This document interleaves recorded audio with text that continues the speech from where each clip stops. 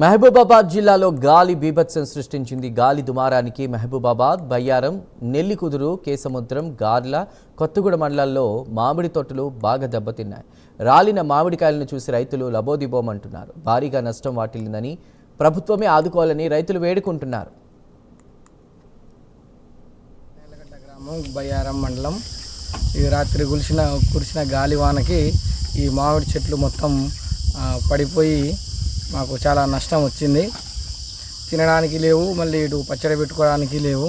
మేము చాలా ఆర్థికంగా నష్టపోయినాం. తోటలు నమ్ముకొని మాకు ఎట్లయినా ఈ నష్టపరిహారాన్ని చెల్లించవలసిందిగా మీ తరపున కోరుకుంటున్నామండి. మాది గుండ్రాసముడుగు పెత్తండ తోట పెట్టినాం.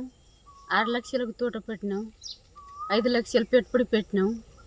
గాలి దుమ్ము వచ్చింది, మొత్తం రాలిపోయింది. ఇదంతా నష్టం పోయినాం మేము. ఇక గవర్నమెంట్ ఏమైనా చూస్తుందేమో అని చూస్తున్నాం. గవర్నమెంట్ ఏమైనా ఫలితం చేస్తుందో చేయదు. పోయిన సంవత్సరం కూడా ఇట్నే పోయింది, మొత్తం గాలి దుమ్ము వచ్చి రాలిపోతుంది. పోయిన సంవత్సరం బాగా లాస్ పోయినాం, ఏడు కూడా బాగా లాస్ పోయినాం. ఈ లాస్లో మేము నష్టపోతున్నాం.